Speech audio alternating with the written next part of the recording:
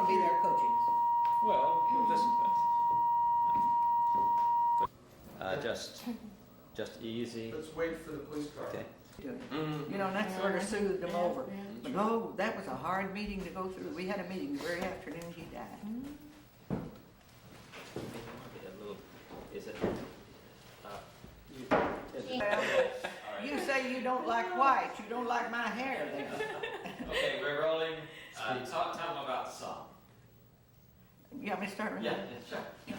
Okay, this is a song that we sang on the picket line when we were on strike there at the Cherokee Spinning Company. I particularly like this verse. Well, I hate a chiseler, and a chiseler hates me. If I had the power, here's where they would be. They'd all be in prison, and I'd be the judge.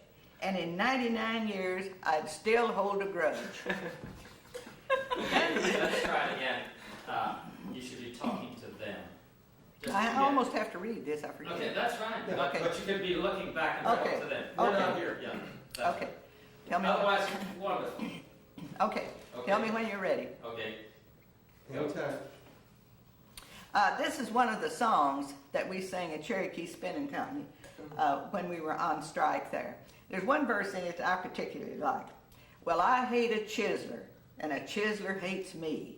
And if I had the power, here's where they would all be. They'd all be in prison, and I'd be the judge. In 99 years, I'd still hold a grudge. That song was made up by J.H. Phillips. He worked at the Harriman hosiery mills. Were they also out on strike? They were out on strike too, and he made that song. It always has verse after verse. You've counted on Franklin, that's Roosevelt, you know, to give us a break. Our jobs and our money was all at stake. Come all you good people and stand up like men, and over these chiselers, a victory to win. All right. Oh, we like that song. We like that one. Will this be sung like on the picket line or? Oh yeah, and everybody would join in because that's a familiar tune. Mm-hmm. It's the tune for that 99 years in prison, and they all knew that one. See, it's a long song, and we just kept. Okay, now tell them what this means. Tell her what this means. What means? You just tell her what it means to have this experience, okay? Well, I've never heard of songs like this, and I was unaware that there were songs just around the 1934 strike and songs that came up in reaction to that, and also during the times. And when we had no idea, I've never heard of anything like this.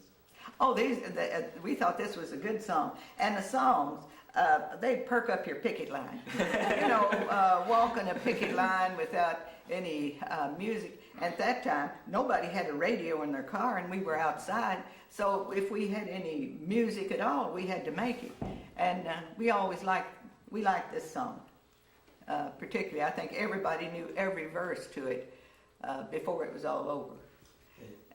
Now, what does this mean to you young people?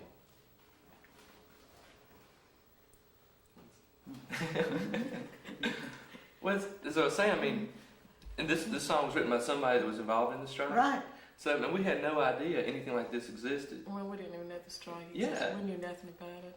We weren't taught about it in school. We never heard the first thing about it. Of course you wouldn't. It wasn't in your history books. No.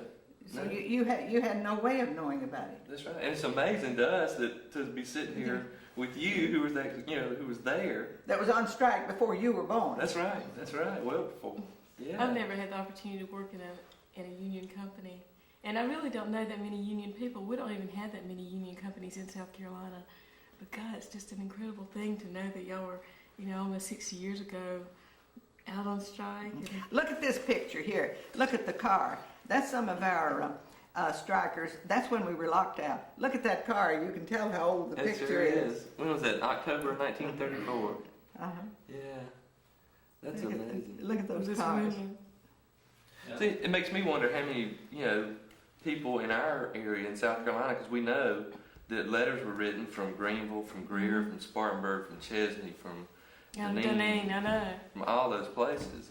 And I'm wondering if anybody in our area would have a scrapbook or would have been involved with that. I mean, this is just like a missing piece of our history we're seeing for the first time. Uh-huh. And the reason I started this scrapbook was I never thought anybody would care anything about looking at it. I just made it for myself so I could remember the dates. Gosh, this is, That was all I had in. Now this is the leaflet that we put out just before the strike. to all textile workers, official notice. The hour for final action is at hand. We have exhausted every method of getting relief from intolerable conditions.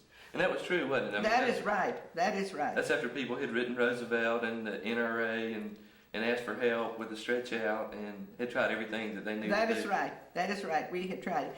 And see how this one ends up? Yours for solidarity and victory. Eventually, on the picket line, at first, the only one we had was about the Chislers. And then this Franz Daniel, an organizer for the Amalgamated Clothing Workers, he came to town and he brought us that old wobbly song of Solidarity Forever. Oh, yeah. And we started singing that one then. That one was new. We learned all the verses. Solidarity Forever. That's a new one. So everything, the songs and everything like that was just basically passed by word of mouth. I mean, Oh, that's the sure. only way you learn them. Oh, sure. Somebody coming in from another area. Sure. Now Nobody. let's start relating this to your own work. Jeanne? One thing that we've tried to do is have a cultural aspect in the work that we do, but it's a different kind of thing. We listen to the radio and we try to come up with those songs. It's really kind of missing because it's we don't feel those things. It's all history. We don't feel Joe Hill or Solidarity Forever. I mean, it's kind of artificial in a way. And you would just be listening to either the radio or television or a tape recorder or something. Yeah. We didn't have any of that. When we got this song that Phillips had written for us, we had to copy it in longhand for the others to learn the verses. Isn't that something? Yeah, that's amazing. Well, I think this is part of what's missing now. I mean, one thing that strikes me about this whole time was the importance of songs and different things. And we And saw how they very listed- powerful letters and poems and all that kind of stuff. And we never knew they existed. Uh-huh. And do they write new songs now? I haven't heard a new Union song for a long time. And they certainly should have them. Because like I said, that walking up and down in front of this dreary looking mill there, without somebody singing. And we always had, no matter if it was a meeting or if we were on the picket line, we always had one guy that could play the guitar. There was always one. Yeah. Well, I think that's the lesson for today. I mean, that's something that I think we need to do a better job of, and that's incorporating kind of movement songs. I mean, old ones and writing new ones, like you're saying. We need to. There's some new music, but if you ever march in groups, it's the songs y'all sing. It truly is. Well, it helps a lot. It perks people up. While they're singing these songs, they're not thinking about all these problems we're not going to have a payday, with the men, don't know what my wife's going to say when I get home. No payday. See, we didn't have strike benefits. We didn't have anything. Jeanne, could you kind of repeat what you said in your letter to us about, to tell her what it means to you to have this kind of legacy spelled out? Okay? And you might want to be specific about coming from a time where nobody talked about the past and your whole family was working in the mill and try to be specific.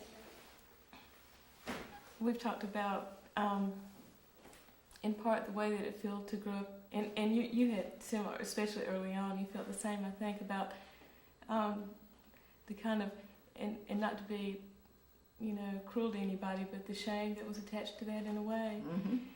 And there, we had this, Charles and I both, I have a great family, but there was always, and I loved them, but it was like a pity too attached, because I knew they couldn't be everything they wanted to be, and they're proud people, but they couldn't be proud in a way. And this, everything that we've learned, you don't know, what it does. I'm sorry, I'm going to ask you to do that again. Because, you see, we may have to use this independently of anything else we use. And so I want you to identify the fact that your mother did work in the mill. Okay. Then everything else would work. I'm sorry, but That's okay. And the town, No, you don't have maybe Greenville is, maybe that part of South Carolina is different that's from right. other parts of the South and the other states that we've been to. So trying to be real specific about being a Let's go and give full back.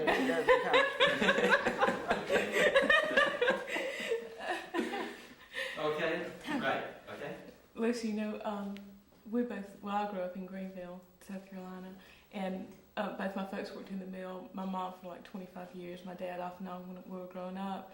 And they're great people. They really are. We had, 5 girls in our family, and the mill was always a big part of our lives. And Mom and Dad would talk about it a lot when they came home from work and all that stuff. But we never knew the history of textiles. And in Greenville, union. I mean, God, nobody would talk about union. They might as well, talk about. They might as well be atheists as to be union members. We couldn't. It wasn't even conceivable for us to talk about being a union member. And so, as a result of that, we were a people who were, we didn't have a history. We really didn't. It's and my folks and their children, me, all of us have tried to forget who we are and to try to become something else. That's what we all did. And what y'all have given to us in these days that we found out this wonderful legacy that's ours, I can't tell you I can't tell you what that's given to us. I think my sisters, God, they're just going to be so free to know that we have a proud history and the struggle that y'all were involved in. I can't tell you. Mm-hmm. Well, maybe you don't understand why your parents didn't talk about that, but I can.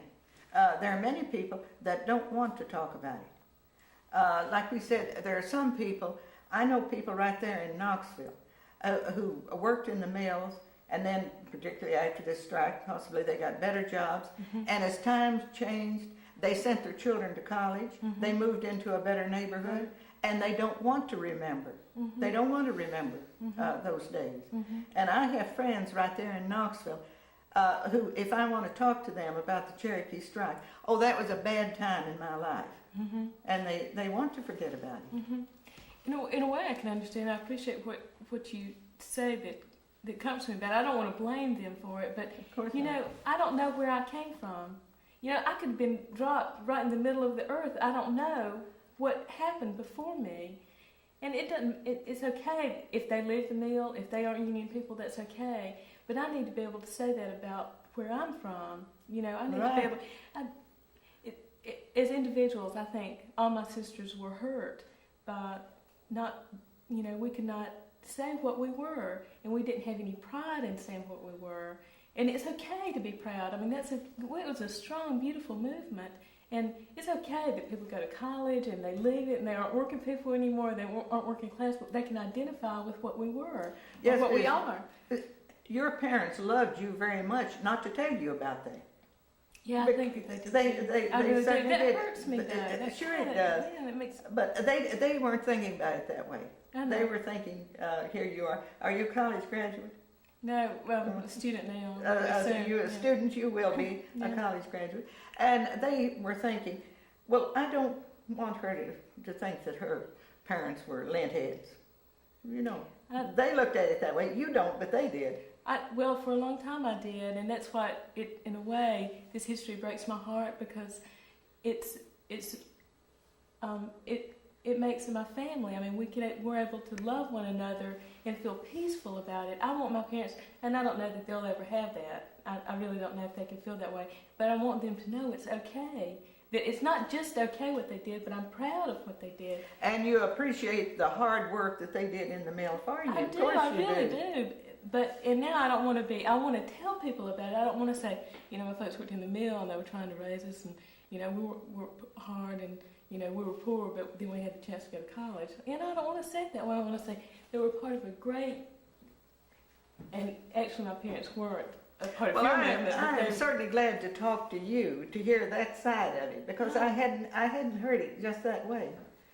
Yeah, that you want to be proud of your parents, but they think that they haven't done anything to make you proud of them. Yeah, it breaks my heart that they can't know that. It really does. I wish they could know that. I really do. How do you feel? Well, just talking about your mom in particular, because I work with a group called the Carolina Alliance for Fair Employment, and it's an organization that tries to inform employees about existing rights and to assist people with job problems in the absence of unions. In Greenville, there's a 1% unionization rate. So that's how Jeanne and I first met, through her mom. She was having a problem at a Dan River plant. And the thing that struck me is she was incredibly defiant. In the mill, they called her Tiger Lily, because she was real quiet, but she was strong, a strong woman. But it was like, she had to fight by herself with very little support. And I think she would be so tickled to learn about this history and to learn that 200,000 people went out at the same time. Right. These are Southern textile workers. They're supposed to be independent-minded, you know, respect for authority, individualistic, you know, don't do stuff like this. Or even cowardly. I mean, if you want to go Yeah, all the way. passive. Yeah, You keep on getting worse and worse adjectives as, you know, as you go along. And that's not the history at all that you lived. No. It's no. totally different from that. Right. It was active, Right. it was strong, it was defiant, it was unified. And we don't have that history. It's just like a big dark hole in our history. And that is just, and you know, today there is a lot of stuff, I think now for the first time looking on it, that came from this period. For example, a lot of people call the group, the Carolina Alliance, today when they get fired. You know, they'll call and say, I got fired for this and that, I don't think it was fair. Mm-hmm. And a lot of people who call say, you know, I've been fired and I want to report it to the labor board. Well, we've always kind of laughed about that. What are they talking about? Yeah, and our you know, kind of standard response is there is no labor board. You know, there's a number of different agencies which handle different kind of problems, depending on whether it's race, discrimination, or whatever. But now I believe when people call and say, you know, 60 years later, I got a problem and I want to report it to the labor board, I swear I think it came from 1934. Right. And the period right before that, Roosevelt and the NRA, and when people were encouraged to contact the labor board at that time, Right. the NRA. And, That's right. Oh, we wrote letters to them on top of letters. So while we have no history of the strike, it's not in our That's books, right. we're not informed about it, but at the same time I think there's There was vestiges of it Yeah. that still remain that come directly from this time. And you know, another striking thing to me about this whole thing is the role of organizers versus workers and leaders. Because my understanding is there was only like 10 paid staff people with the union in the South. And if you had 200,000 people out on strike, I mean, that's like one organizer per, 20,000 workers? Mm-hmm. And so what that means, of course, is that this would have to be a worker-led movement. I often wondered how they got those people on strike without any leader. See, I didn't know anything about unions. And when we asked the AFL, one of our weavers there in the plant, he had known about unions somewhere. He'd worked in other parts of the country. And he started talking to us about joining the union. And so I said, well, how do you go about it? All he told me was, he says, we can get better wages here. Well, we can get better working conditions too. Said, we might even get the hours cut. Well, that sounded good to me. Yes, You know, and where he's coming from. And so he wrote the letter to the AFL and asked them to send us an organizer. They sent us a railroad boilermaker. They didn't have any textile workers. He didn't know anything. When we couldn't talk to him about, I couldn't talk to him about my machine in there. He didn't know. But he did know the labor movement. And he told us what a union could do for us. And see, I think that's what's missing even today in Greenville. We've been talking before, and you were saying back then nobody knew what a union was That's right. or what it That's did. right. That's true for the majority of workers, I think, today in Greenville, Oh, South yeah, Carolina. yeah. You mean even today? I know Absolutely. that sounds incredible. Sounds incredible. But my image of a union before, even so like 3 or 4 years ago, was that image that was implanted when I was a child. I mean, it was irrational and not based on fact. I mean, I don't know. I know that information was available to us in part, but we didn't learn it. We didn't know it. I mean, if you're talking about an area that has a 1% unionization rate, that means that you don't, in your daily life, run into a lot of union folks. And then, because you have no context when the word union is mentioned, then you have to fall back on the crap that you've been fed, Right. through work, through the newspaper or whatever. And like the Greenville Piedmont is the evening paper in Greenville. And I don't care where it was, we used to laugh about it. If there was a strike anywhere in the world, the Piedmont would run a picture of it. And that's the only thing that the Piedmont ever did about unions. Well, I'm relatively certain that even my hometown, the people there, for instance, all my nieces and nephews, they work in jobs that there's not a union there. They don't know anything about it, except what they've heard from me. And see, it makes me really angry, in a way, to learn about this history. Because, I mean, we have a lot of prominent people in Greenville And I know now how they made their money. And that's Yeah. shameful. It is shameful. Yes, it is. And it changes my view of, I mean, you know, I always knew that workers were mistreated, and, you know, because we hear from thousands of people every year who the work that I do. But when you go back and see what these people did in 1934, how they, you know, reneged on the agreement they had made to put everybody back to work without reprisals, how they blacklisted people like yourself, how they ran people out of communities. That pisses me off. Well, see, a strike today, supposing you had a nationwide strike of textile workers today, it still wouldn't have been as bad as this was. Right. For this was the middle of the Depression. I was working in the cotton mill, Cherokee Spinning Company, not because I wanted to, but because I had to. I had to. We were a family of five brothers and sisters, my mother and father there. My father had owned a grocery store. He lost that completely. Okay, there is the real breadwinner gone. And we had to go to work. My sisters and I had to go to work in the mill. And when I went on strike, that meant that we were going to have less to eat at home. And there was nobody, that we got no strike benefits, and there was nobody to give us food because everybody's poor as we were. Well, how could you justify that? I mean, family-wise, I mean, how did you work through that kind of tension and make those kind of hard decisions? It was real hard. And one thing that I thought was very unfair there, after that picture of me that you saw in there came out in the paper that I was one of the strike leaders, my sister was fired from the glove company. That nobody had tried to organize the glove factory. It wasn't involved in the strike in any way. But they fired her. Okay, that takes two breadwinners out of the family. They were trying to kill you. They certainly were. They're trying to kill you. We really appreciated the Red Cross flour. That was all we got. You know, there wasn't any welfare. They weren't going to give welfare to strikers. So we really had it hard. Now, if you were on strike today, you would know enough people around. They say, oh, well, he's on strike. They give you money and give you food. Then nobody had anything to give you. Everybody, we were all in the same boat. Okay, I think that's beautiful. Should we get some tone? Yeah. Yeah, okay. Room tone?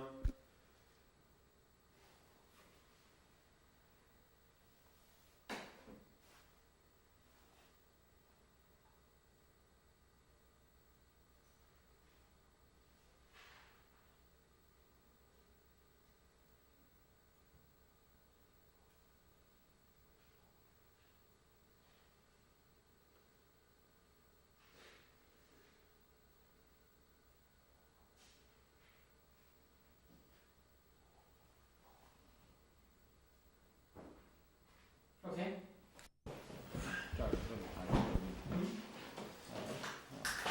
Well, I got a mic right there. Yeah, can you then just go in a bit more? Whit? Yes. Ready to move the mic? Speak. Okay, Joe, After the remember you're talking to these fellows, not to us. right We're not here. after the strike was called off by Francis Gorman, first thing that he did was that he got the folks together who were on the staff. And the folks on the staff, a lot of them were volunteers, a lot of them were paid people, and in most instances, even those who were paid were even reduced to just getting expenses or being able to live with somebody in some of these mills. And he said, now what we've got to do is make sure that everybody gets returned to their jobs, and if we have any complaints, that we then file them with the board. That was the Wyman board that Roosevelt had set up that was supposed to handle any of the grievances. And these people were spread around. They were in the two Carolinas and Georgia and in Alabama. Overnight, it meant that 500,000 people had to be returned to work. And in they flocked. We told them to go back. When they went back, we had instance after instance where they were met at the gates and then were sent back. And we've got all kinds of documents which shows what was being done. The way that they operated was George Googe had his office in Atlanta. Steve Holohan, who was one of the international board people, was in Atlanta, and he was the one that we funneled the complaints through. And I remember he had his office in the Trinity, on Trinity Avenue in the Labor Temple, and they had people on typewriters, and what they were doing were interviewing the textile workers, they were interviewing people who came in who were officers of the local unions, and they were typing up the complaints. What did the complaints consist of? They fell in certain categories. When they were returned to work, they were met at either at the gates, or they were met at the plant, or when they tried to go in the plant, they were not permitted to go in the plant. They told them that they didn't have any work for them, and there were all kinds of reasons, and I'm going to go into some of those reasons with you. And when they did that, we told them to document it, and then bring it back, and then we'd send it to the board. The board operated out of Washington. It had 3 people up there, and they were supposed to hire trial examiners. Well, there was no such animal as a trial examiner then. Nobody had ever done anything for a board like that. So what they were doing, we were hiring lawyers. Well, most of the lawyers that they were hiring were lawyers who had commercial practice, real estate practice, stuff like that, had no experience with textile workers, had no experience with labor unions at all. They were supposed to be the hearing officers. And before we get through, I'm going to show you an example of a man that I knew and knew for many years later, and a hearing that he had, and how little he could do with the way that the board was Joe, set up. this is getting a good bit too detailed. Let's start again, and I want to start out with, you've all been hearing about the unions going off and leaving. So